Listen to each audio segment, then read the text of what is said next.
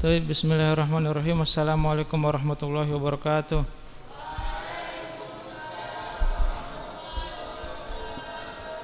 Innal hamdalillah nahmaduhu wa nasta'inuhu wa nastaghfiruh wa natubu ilaih wa na'udzu billahi min syururi anfusina wa min sayyiati a'malina.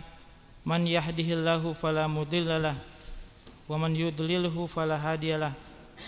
Asyhadu an la ilaha illallah wahdahu la syarikalah wa asyhadu anna Muhammadan abduhu wa rasuluh.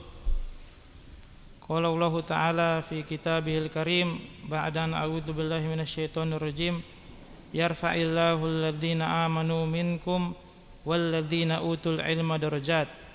Wa qala Rasulullah sallallahu alaihi wasallam, man kharaja li talibil ilm fahuwa fi sabilillah. Amma ba'du. Alhamdulillah, hadirin yang dimuliakan oleh Allah Subhanahu wa taala, kita bersyukur kepada Allah Subhanahu wa taala yang telah memberikan kepada kita berbagai macam kenikmatan. Nikmat kesehatan, nikmat kesempatan, nikmat waktu luang, dan terutama nikmat iman dan Islam, sehingga kita semua dapat berkumpul di rumah-rumah Allah Subhanahu wa taala dalam rangka menuntut ilmu, yang mana Rasulullah sallallahu alaihi wasallam memerintahkan kepada setiap kaum muslimin agar senantiasa menuntut ilmu.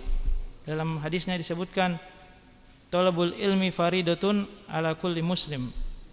Menuntut ilmu itu wajib bagi setiap muslim. Dan yang paling diutamakan dalam menuntut ilmu itu adalah apa-apa yang diwajibkan kepadanya dan apa-apa yang dilarang oleh Allah Subhanahu wa taala.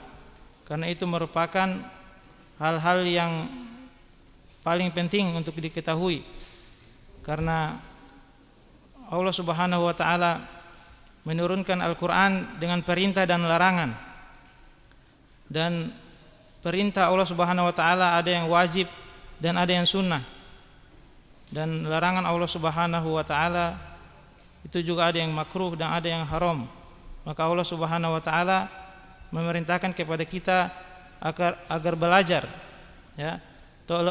Man salaka tariqan yaltamisu fihi ilman sahalallahu lahu bihi tariqan ilal jannah. Barang siapa yang menempuh suatu jalan untuk menuntut ilmu, maka Allah Subhanahu wa taala akan mudahkan baginya jalan menuju surga. Maka Allah Subhanahu wa taala meninggikan derajat orang-orang beriman dan juga orang-orang yang berilmu. Allah Subhanahu wa taala berfirman, yarfa'illahu alladhina amanu minkum walladhina utul ilma darajat. Allah Subhanahu wa taala mengangkat derajat orang-orang yang beriman di antara kalian, dan Allah juga mengangkat derajat orang-orang yang berilmu beberapa derajat. Makanya orang yang paling mulia di mata Allah Subhanahu wa taala adalah para ulama. Kata Allah Subhanahu wa taala dalam Al-Qur'an, innama yakhsyallaha min ibadihi al-ulama. Sesungguhnya yang paling takut kepada Allah Subhanahu wa taala yaitu para ulama. Maka hendaknya kita berusaha menuntut ilmu minal mahdi ilal lahdi, sejak kita lahir sampai kita wafat.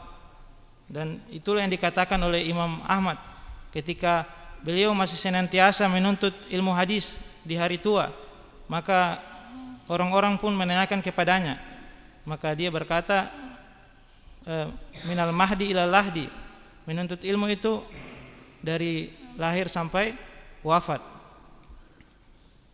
Maka yang penting kita pelajari adalah hal-hal yang akan kita dapatkan, ya. Terlebih lagi sekarang ini sudah mendekati bulan Ramadan. Ya, bulan Ramadan adalah bulan yang sangat mulia di sisi Allah Subhanahu wa taala. Kata Allah Subhanahu wa taala, syahrul Ramadan alladzi unzila fihil Qur'an. Bulan Ramadan yang di mana di dalamnya diturunkan Al-Qur'an. Hudal linnasi wa bayyinatin minal huda wal furqan. Yang mana Al-Qur'an itu sebagai petunjuk dan juga pembeda antara yang baik dengan yang buruk. Maka pada bulan Ramadan Allah Subhanahu wa taala memberikan berbagai macam keutamaan, sehingga hendaknya kita mempersiapkan diri kita dengan amal-amal kebaikan sebelum bulan Ramadan datang kepada kita. Ya, kata Rasulullah SAW ketika menyambut bulan Ramadan, atakum syahrul Ramadan, telah datang kepada kalian bulan Ramadan, syahrun mubarak, bulan yang diberkahi, futihat abwabul jannah, yang mana pada bulan Ramadan itu dibukalah pintu-pintu surga. Maksudnya apa? Dibuka sebab-sebab untuk melakukan kebaikan, dan juga amal kebaikan ketika bulan Ramadan itu dilipat gandakan hingga berpuluh-puluh kali lipat, bahkan dalam satu riwayat sampai 70 kali lipat. Ya, wa ghulliqat abwabun niran, dan pada bulan Ramadan juga ditutup pintu-pintu neraka. Artinya keinginan atau hawa nafsu untuk melakukan keburukan itu melemah, karena ketika orang berpuasa maka godaan setan yang mengalir dalam dirinya juga melemah, karena inna syaiton yajri majrad dam, setan itu dia mengalir dalam tubuh manusia ya seperti mengalirnya darah. Maka ketika seseorang berpuasa maka melemahlah keinginannya untuk melakukan kemaksiatan. Wa sufidatis syayatin, dan ketika bulan Ramadan itu setan-setan dibelenggu. Maka hendaknya kita berusaha ya memperbanyak pengetahuan mengenai bulan Ramadan, dan juga bersemangat dalam ya beribadah kepada Allah Subhanahu wa taala sebelum menyambut bulan Ramadan. Kata Rasulullah SAW, inna likulli amalin syirrah, sesungguhnya setiap amal itu memiliki waktu-waktu di mana kita semangat.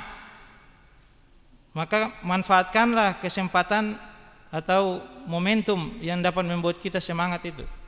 Inna likulli amalin syirrah wa inna likulli syirratin fatrah, dan setiap masa semangat itu ada masa-masa malas. Maka ketika bulan Ramadan itu banyak orang bersemangat untuk beribadah, maka hendaknya dia manfaatkan waktu semangatnya tersebut sebelum datang waktu malas.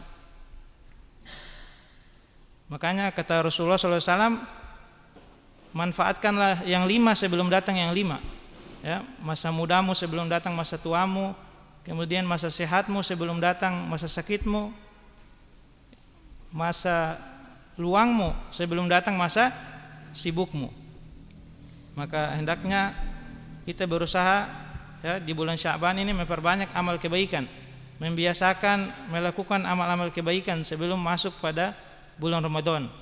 Ya, memperbanyak baca Al-Qur'an, memperbanyak salat-salat sunnah, yang mana amalan-amalan tersebutlah yang akan mendekatkan kita kepada Allah Subhanahu wa taala. Jadi seseorang jika ingin dia menjadi wali dari Allah Subhanahu wa taala, dia harus menggabungkan antara amalan yang wajib dengan amalan yang sunnah. Tidak cukup saja dia hanya mengerjakan yang wajib. Makanya dalam hadits qudsi kata Allah Subhanahu wa taala yang terjemahannya adalah, sesungguhnya tidaklah anak Adam dia beramal dengan amalan yang lebih aku cintai daripada apa yang aku wajibkan kepadanya. Jadi amalan yang paling dicintai oleh Allah Subhanahu wa taala yaitu yang diwajibkan, ya, berupa salat 5 waktu, kemudian puasa Ramadan, kemudian zakat dan haji, dan amalan wajib lainnya. Kemudian Allah berfirman dalam hadis qudsi, wala yazalu abdi yataqarrabu ilayya bin nawafil hatta uhibbah. Namun selain amalan-amalan wajib itu, hambaku senantiasa mendekatkan dirinya kepadaku dengan amal-amal sunnah, dengan nawafil-nawafil, dengan salat sunnah, dengan bacaan Al-Quran, amalan-amalan sunnah yang lainnya, dengan puasa sunnah, sehingga apa? Hatta uhibbah, karena dia memperbanyak amal sunnah ini maka Allah pun mencintainya. Maka seseorang jika dia memperbanyak amalan sunnah, maka Allah Subhanahu wa taala akan mencintainya dan akan menjadikannya wali di sisi Allah Subhanahu wa taala. Maka insya Allah pada kesempatan kali ini yang akan kita bahas adalah tanda-tanda husnul khotimah, tanda-tanda seseorang mendapatkan husnul khotimah. Tentunya setiap muslim mereka menginginkan agar mereka dapat wafat dalam keadaan husnul khotimah, dan tidak ada seorang pun dapat menjamin bahwasanya dia dapat mendapatkan kematian yang baik. Karena kata Rasulullah, innamal a'malu bil khawatim, sesungguhnya amal itu tergantung dari akhirnya. Jadi sebagaimana bulan Ramadan juga, bulan Ramadan itu ada awal, ada pertengahan, ada akhir, dan yang paling utama adalah yang akhir. Begitu juga umur kita, ada umur anak-anak, kemudian dewasa, kemudian di hari tua. Maka amalan yang atau umur yang paling menentukan seorang muslim adalah ketika akhir hayatnya. Karena innamal a'malu bil khawatim, sesungguhnya amal itu tergantung dari akhirnya. Bahkan disebutkan dalam hadis bahwasanya ada orang yang dia senantiasa beramal dengan amal kebaikan di dalam pandangan manusia, akan tetapi Allah wafatkan dia dalam keadaan su'ul khotimah. Begitu pula ada orang yang dia dalam pandangan kita dia beramal dengan amalan penduduk neraka, akan tetapi Allah Subhanahu wa taala ternyata menghendakinya dia wafat dalam keadaan husnul khotimah. Sebagaimana yang disebutkan di dalam hadis, kata Rasulullah sallallahu alaihi wasallam, inna ahadakum la ya'mal bi amalin ahlil jannah hatta ma yakunu bainahu wa bainaha illa dira' fayasbiqu alaihi alkitab faya'mal bi amalin ahlin nar fayadkhuluha wa inna ahadakum la ya'mal bi amalin ahlin nar hatta ma yakunu bainahu wa bainaha illa dira' fayasbiqu alaihi alkitab faya'mal bi amalin ahlil jannah fayadkhuluha. Kata Rasulullah SAW, sesungguhnya di antara kalian ada orang-orang yang dia beramal dengan amalan penduduk surga sampai jarak dia dengan surga itu hanya sejengkal. Jadi dia senantiasa beramal dengan amalan penduduk surga sampai jarak dia dengan surga itu hanya sejengkal. Artinya hanya sedikit lagi dia akan masuk surga. Fayasbiqu alaihil kitab, ternyata takdir berkata lain, faya'mal bi amalin ahlin nar, maka dia pun beramal dengan amalan penduduk neraka. Fayadkhuluha, kemudian dia wafat dan dia masuk neraka. Namun ada orang yang dia la ya'mal bi amalin ahlin nar, dia beramal mungkin yang nampak di mata kita, dia beramal dengan amalan yang buruk, sampai-sampai jarak dia dengan neraka itu satu jengkal. Fayasbiqu alaihil kitab, ternyata takdir berkata lain, faya'mal bi amalin ahlil jannah, maka dia pun beramal dengan amalan penduduk surga, maka dia pun masuk surga. Maka hendaknya seorang muslim itu dia takut jika dia mati nanti dalam keadaan su'ul khotimah. Maka para sahabat, para ulama, mereka semua mengkhawatirkan akhir hayat mereka, sehingga mereka tidak ujub dengan amalan mereka.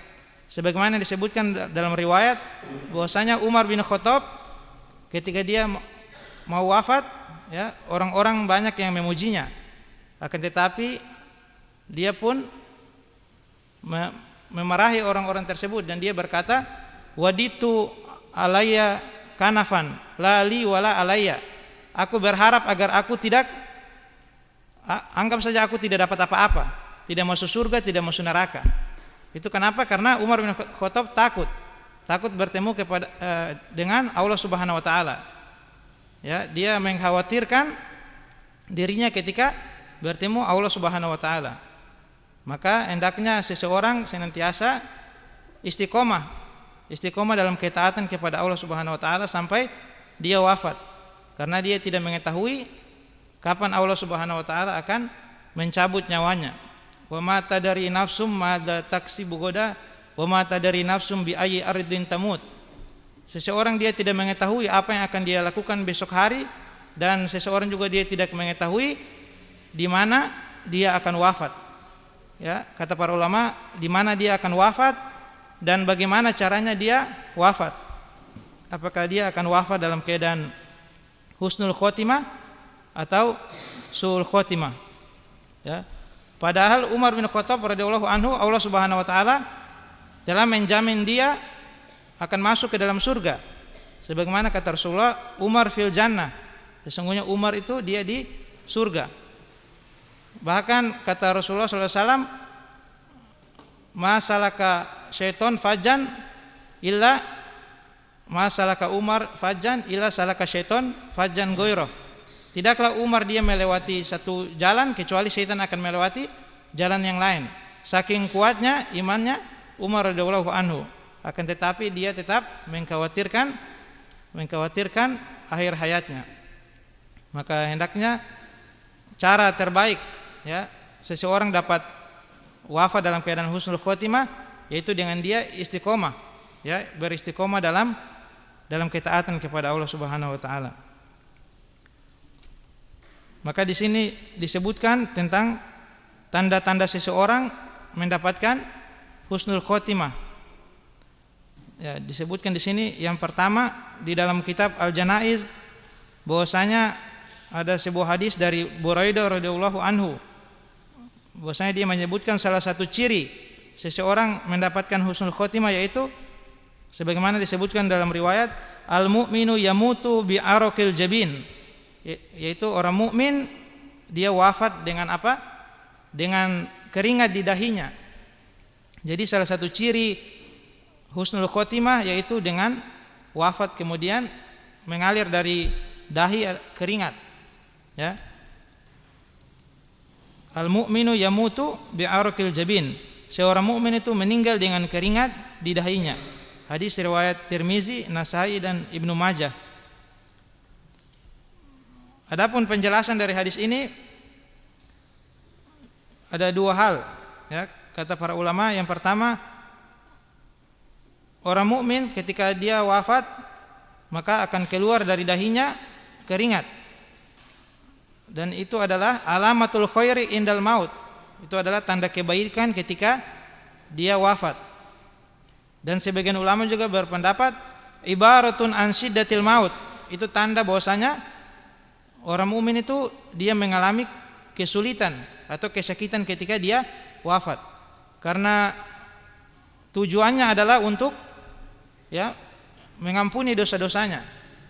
Karena rasa sakit yang dirasakan seseorang selagi dia masih hidup, maka itu akan menghapuskan dosa-dosanya. Sebagaimana disebutkan kata Rasulullah sallallahu alaihi wasallam, bahwasanya tidaklah seorang muslim dia tertimpa kesakitan, kepayahan, penderitaan ataupun kesulitan sampai duri yang menusuk, ya, menusuk dirinya sampai duri yang menusuk dirinya, kecuali apa? Kecuali Allah Subhanahu wa taala akan mengampuni dosa-dosanya. Sehingga rasa sakit yang dirasakan oleh orang mukmin ketika sakaratul maut itu akan menggugurkan dosa-dosanya. Sebagaimana disebutkan dari penjelasan Imam Ibnu Malik, yastaddu al-mautu 'alal mu'min bi araqil jabin min shiddati litamhisi dzunubihi aw li ziyadati darajatihi. Ya, seorang mukmin dia merasakan atau keluar dari dahinya keringat, ya, itu karena sakit, ya, karena sakit, litamhisi dzunubihi, untuk menghapus dosa-dosanya, au li ziyadati darajatihi, atau untuk mengangkat derajatnya. Jadi tanda seseorang mati husnul khotimah yaitu salah satunya adalah keluar keringat di dahi. Kemudian yang berikut di antara tanda-tanda husnul khotimah yaitu dia mengakhiri hidupnya dengan kalimat la ilaha illallah. Sebagaimana yang disebutkan dalam hadis, kata Rasulullah sallallahu alaihi wasallam, man kana akhiru kalamihi la ilaha illallah dakhalal jannah. barang siapa yang akhir perkataannya, akhir ucapannya adalah kalimat la ilaha illallah, maka dia akan masuk surga. Namun tidak mudah seseorang dapat mengucapkan kalimat ini di akhir hayat. Karena kata para ulama, seseorang dia akan mati sesuai dengan kebiasaannya. Jika dia terbiasa berzikir kepada Allah Subhanahu wa taala, terbiasa beribadah kepada Allah Subhanahu wa taala, maka Allah Subhanahu wa taala akan mudahkan baginya akhir yang baik. Sebagaimana disebutkan dalam hadis, kata Rasulullah sallallahu alaihi wasallam, idza aradallahu al-abda bi khair ista'malahu. Ya, jika Allah Subhanahu wa taala menghendaki kebaikan pada seorang hamba, maka Allah akan memanfaatkannya, akan yasta'miluhu. Ya, yasta'miluhu maksudnya adalah yuwafiquhu li amalin soleh qabla mautihi. Dia diberi taufik untuk beramal soleh sebelum dia wafat, yaitu diantaranya dia dimudahkan untuk mengucapkan kalimat la ilaha illallah. Kemudian hadirin sekalian yang dirahmati oleh Allah Subhanahu wa taala, tanda berikut yang menunjukkan seseorang mendapatkan husnul khotimah, yaitu ketika dia mati syahid di medan perang, ya, mati di jalan Allah Subhanahu wa taala. Sebagaimana Allah firmankan dalam Al-Qur'an, wala tahsabannal ladzina qutilu fi sabilillahi amwata. Dan janganlah kalian mengira bahwasanya orang-orang yang meninggal di jalan Allah Subhanahu wa taala, maksudnya meninggal di dalam jihad, mereka telah wafat, mereka telah mati. Bal ahyaun inda rabbihim yurzakun. Akan tetapi mereka senantiasa hidup, ya, hidup dan diberi rezeki oleh Allah Subhanahu wa taala. Sebagaimana disebutkan dalam satu riwayat, ya, bahwasanya Jabir bin Abdullah dia memiliki ayah yang bernama Abdullah bin Haram, yang mana ayahnya ini wafat di perang Uhud. Maka ketika ayahnya Jabir ini wafat, maka Jabir ini dia merasa sedih. Dia pun sedih yang berkepanjangan. Karena apa? Karena dia memiliki 9 saudara perempuan. Dia memiliki adik perempuan yang berjumlah 9 orang. Sehingga ketika ayahnya wafat, dia pun sedih. Namun Rasulullah sallallahu alaihi wasallam menghiburnya dengan berkata kepada Jabir bahwasanya ayahmu telah masuk ke dalam surga. Dan Allah Subhanahu wa taala berkata kepada ayahmu, tamanna, berangan-anganlah. Maka ayahnya Jabir radhiyallahu anhu dia berangan-angan untuk kembali ke dunia, agar apa? Dia mati kembali di jalan Allah. Akan tetapi angan-angannya itu ditolak. Karena apa? Karena seseorang jika dia telah wafat, maka tidak mungkin dia dihidupkan kembali. Namun kata ayah Jabir radhiyallahu anhu, kalau begitu sampaikanlah kepada keluargaku bahwasanya aku telah diberikan, ya, berbagai macam nikmat di surga. Akibat apa? Akibat dia mati di jalan Allah, mati dalam jihad di jalan Allah Subhanahu wa taala. Maka orang-orang yang mati di medan perang, mereka mendapatkan husnul khotimah, karena mereka termasuk orang-orang yang syahid di jalan Allah Subhanahu wa taala. Kemudian di antara tanda husnul khotimah yang lain adalah meninggal pada hari Jumat atau pada malam Jumat. Sebagaimana disebutkan dalam hadis kata Rasulullah sallallahu alaihi wasallam, "Ma min muslimin yamutu yaumal jum'ah au lailatal jum'ah illa waqahu Allahu fitnatal qabr." Tidaklah seorang muslim dia meninggal, ya, dia meninggal pada hari Jumat atau pada malam Jumat, ya, pada hari Jumat atau pada malam Jumat, maka kecuali Allah Subhanahu wa taala akan melindunginya dari fitnah kubur atau azab kubur. Sehingga meninggal pada hari Jumat atau malam Jumat merupakan salah satu tanda dari husnul khotimah. Ya, dia mendapatkan pahala orang yang mati syahid. Namun tetap amal seseorang itu akan ditimbang pada hari kiamat.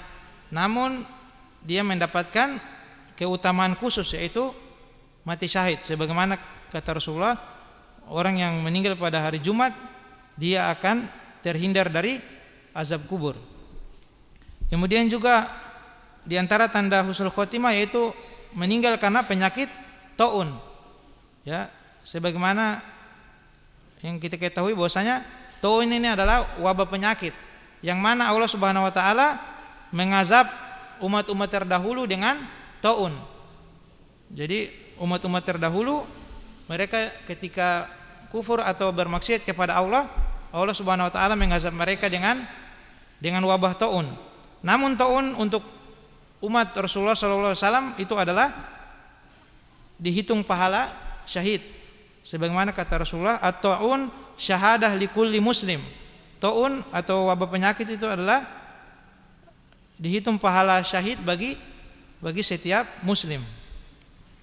Kemudian hadirin sekalian yang dirahmati oleh Allah Subhanahu wa taala, di antara tanda husnul khotimah adalah meninggal dalam kondisi beramal soleh. Ya, meninggal dalam kondisi beramal soleh. Baik dia meninggal dalam keadaan sholat atau meninggal dalam keadaan puasa, ya, maka itu semua dihitung wafat dalam keadaan husnul khotimah. Sebagaimana yang Rasulullah SAW sabdakan, idza aradallahu bi abdi al khair ista'malahu. Ya, jika Allah menghendaki seseorang kebaikan, Allah akan wafatkan dia dalam keadaan beramal soleh, dalam keadaan melakukan amal kebaikan. Kemudian di antara tanda husnul khotimah yang lain yaitu meninggal karena sakit perut. Ya, meninggal karena sakit perut. Kemudian juga meninggal karena tenggelam. Kemudian meninggal karena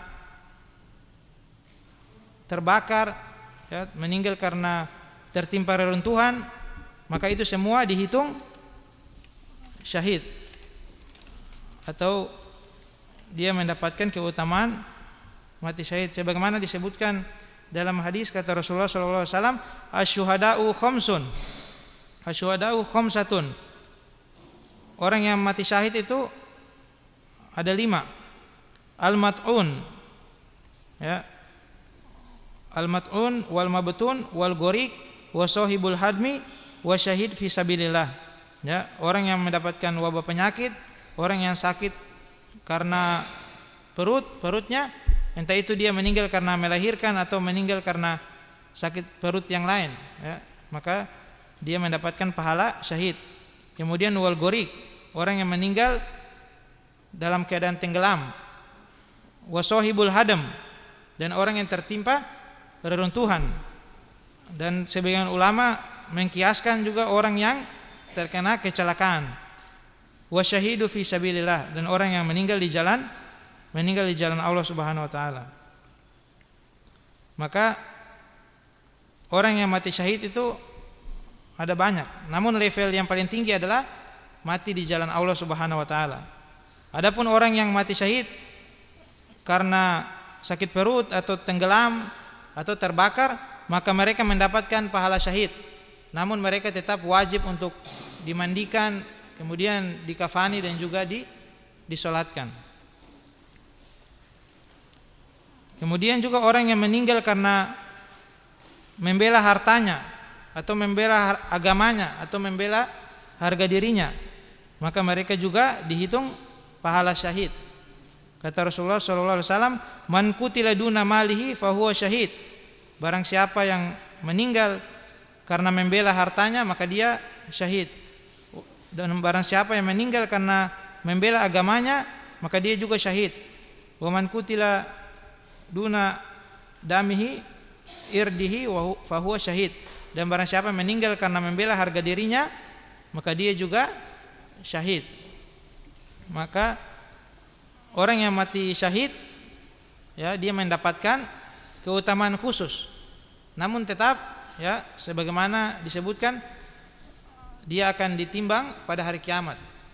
Jadi jika dia banyak melakukan dosa, ya, meskipun dia meninggal di hari Jumat, maka tergantung timbangan amal kebaikannya.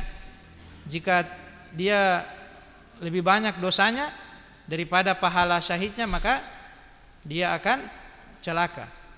Sebagaimana yang disebutkan, wa amma man khaffat mawazinuhu fa ummuhu hawiyah.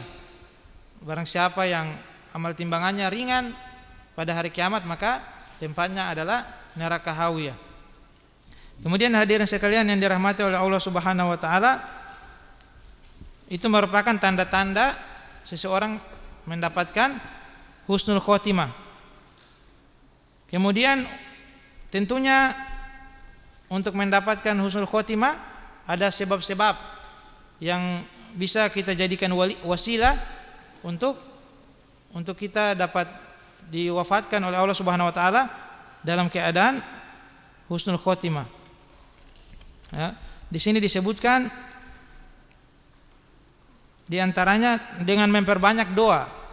Jadi jika seseorang memperbanyak doa kepada Allah Subhanahu wa taala, insyaallah dia akan dimudahkan untuk meninggal dalam keadaan husnul khotimah. Sebagaimana disebutkan bahwasanya Nabi Yusuf alaihi salam ya berdoa kepada Allah Subhanahu wa taala agar diwafatkan dalam keadaan muslim. Tawaffani musliman wa alhiqni bis solihin. Wafatkanlah saya ya Allah dalam keadaan muslim. Maksudnya dalam keadaan husnul khotimah, dan kumpulkanlah saya bersama orang-orang yang soleh. Makanya Rasulullah sallallahu alaihi wasallam juga senantiasa berdoa, ya, disebutkan doa yang paling sering disebutkan adalah ya muqallibal qulub tsabbit qalbi ala dinik. Wahai Maha yang membolak-balikan hati, tetapkanlah hatiku di dalam agamamu. Maka Rasulullah senantiasa ya memperbanyak berdoa agar diwafatkan dalam keadaan husnul khotimah. Nah. Kemudian juga selain dengan memperbanyak doa, yaitu dengan berusaha istiqomah, ya, berusaha istiqomah di jalan Allah Subhanahu wa taala. Ya, karena amalan yang istiqomah itu lebih utama daripada amalan yang banyak akan tetapi tanpa istiqomah. Sebagaimana kata Rasulullah, ahabbul a'mal ilallah adwamuha wa in qalla. Sesungguhnya ya, amalan yang paling dicintai oleh Allah Subhanahu wa taala itu yang rutin, ya, yang terus-menerus meskipun sedikit. Jadi meskipun sedikit akan tetapi dikerjakan terus-menerus tanpa putus. Maka seseorang yang dia berpuasa Senin Kamis, ya, istiqomah, ya, sampai dia wafat, itu lebih utama daripada dia puasa Daud tapi dia putus-putus. Orang yang menjaga sholat sunnah rawatib dan itu dia lakukan istiqomah, itu lebih utama daripada dia sholat tahajud akan tetapi putus-putus. Kemudian juga orang yang membaca Quran, ya, meskipun satu hari 2 lembar atau 3 lembar, ya, itu lebih utama daripada dia menghatamkan Al-Quran tetapi hanya 1 kali saja, ya, atau dia hanya menghatamkan Al-Quran hanya pada bulan Ramadan. Maka itu tidak termasuk orang-orang yang istiqomah di jalan Allah Subhanahu wa taala. Sebagaimana yang disebutkan bahwasanya istiqomah merupakan sebab seseorang mendapatkan husnul khotimah. Allah Subhanahu wa taala berfirman, innal ladzina qalu rabbuna Allah. Sesungguhnya orang-orang yang berkata Tuhan kami adalah Allah, tsumastaqamu, kemudian mereka istiqomah. Mereka beristiqomah dalam memegang, ya, kalimat tersebut, dalam memegang konsekuensi dari kalimat tersebut dengan bertakwa kepada Allah Subhanahu wa taala di setiap keadaan. Ya, makanya Rasulullah sallallahu alaihi wasallam bersabda, ittaqillaha haitsu ma kunta. Bertakwalah kepada Allah dimanapun engkau berada. Maka orang-orang yang istiqomah, Allah Subhanahu wa taala akan memberikan mereka keutamaan, ya. Tatanazzalu alaihimul malaikah, ketika mereka dalam kondisi sakaratul maut, ya, Allah Subhanahu wa taala akan mengirimkan malaikat, ya, selain malaikat maut, ya, untuk memberikan kabar gembira kepada orang tersebut. Allah takhafu wa la tahzanu, agar janganlah kalian khawatir. Jangan kalian khawatir, ya, pada kehidupan setelah di dunia ini. Ya, wala tahzanu, dan janganlah kalian sedih atas apa yang kalian tinggalkan. Karena apa yang akan kalian dapatkan nanti lebih besar ya kenikmatannya dari yang kalian tinggalkan berupa anak, harta, jabatan dan yang lain sebagainya. Wa abasyiru bil jannati allati kuntum tu'adun, dan berikanlah kabar gembira. Jadi malaikat-malaikat ini yang turun ketika seorang mukmin mendapati sakaratul maut, ya, dia akan memberikan kabar gembira kepada orang tersebut bahwasanya baginya adalah surga yang sebagaimana dia telah dijanjikan. Kemudian hadirin sekalian yang dirahmati oleh Allah Subhanahu wa taala, di antara tanda seseorang ya mudah mendapatkan husnul khotimah, atau sebab seseorang mudah mendapatkan husnul khotimah, yaitu dengan dia berusaha memiliki amalan yang khusus yang dia sembunyikan, ya, yang dia sembunyikan. Sebagaimana disebutkan dalam hadis, man istata'a minkum an yakuna lahu khobi'ah falyaf'al. Barang siapa yang dia mampu untuk menyembunyikan amalan tertentu, ya, maka hendaknya dia melakukannya. Karena dengan menyembunyikan amal, kata para ulama, itu menunjukkan bahwasanya orang tersebut adalah orang yang ikhlas dalam beramal, dalam beribadah kepada Allah Subhanahu wa taala. Jadi harus ada amalan-amalan khusus yang kita jadikan, ya, kita jadikan amalan tersebut, ya, menjadi harapan kuat agar kita dapat husnul khotimah. Seperti mungkin seseorang dia mengkhususkan dirinya, dia tidak akan pernah meninggalkan sholat duha misalnya, atau dia tidak akan pernah meninggalkan puasa Senin Kamis. Intinya dia mengkhususkan amalan, suatu amalan yang dia sembunyikan, ya, yang itu menunjukkan bahwasanya amal tersebut ikhlas hanya untuk Allah Subhanahu wa taala. Karena ada orang yang dia beramal, ya, tadi disebutkan dengan amalan penduduk surga, ya, namun akhirnya dia masuk neraka. Kenapa? Karena sebabnya kata para ulama, ya, ada riwayat lain yang disebutkan inna rajul la ya'mal bi amalin ahlil jannah fima yabdu linnas. Jadi ada seseorang dia beramal dengan amalan penduduk surga, tapi itu hanya yang nampak dari manusia. Adapun yang dia sembunyikan, ya, berupa dosa maksiat, itu tidak diketahui oleh manusia. Makanya dia ditakdirkan, ya, wafat dalam keadaan su'ul khotimah. Karena yang dia amalkan, ya, sampai dia hampir wafat itu adalah amalan yang nampak di mata manusia. Namun ternyata dia menyembunyikan dosa-dosa, ya, yang mana dosa tersebut tidak nampak di mata manusia. Makanya ada satu hadis yang menyebutkan bahwasanya kita harus berhati-hati dari dosa yang tersembunyi, ya, melakukan dosa dengan sembunyi-sembunyi, karena itu merupakan maksiat yang besar di mata Allah Subhanahu wa taala. Karena dosa itu dia bisa besar, kata para ulama, indal isror wa inda ihtikor wa inda, ya, inda isror wa inda ihtikor wa inda isror. Jadi dosa itu dia bisa besar karena meremehkan dosa tersebut, atau karena dia melakukan terus-menerus, atau karena dia melakukannya sembunyi-sembunyi. Jadi bisa jadi seseorang dia mengira dosa tersebut kecil, akan tetapi karena dia melakukannya secara sembunyi-sembunyi, akhirnya dosa tersebut menjadi besar sehingga menghalangi dia untuk mendapatkan husnul khotimah. Maka hadirin yang dimuliakan oleh Allah Subhanahu wa taala, dengan mengetahui, ya, sebab-sebab atau tanda-tanda husnul khotimah, hendaknya kita lebih bersemangat, ya, bersemangat untuk istiqomah di jalan Allah Subhanahu wa taala. Ya.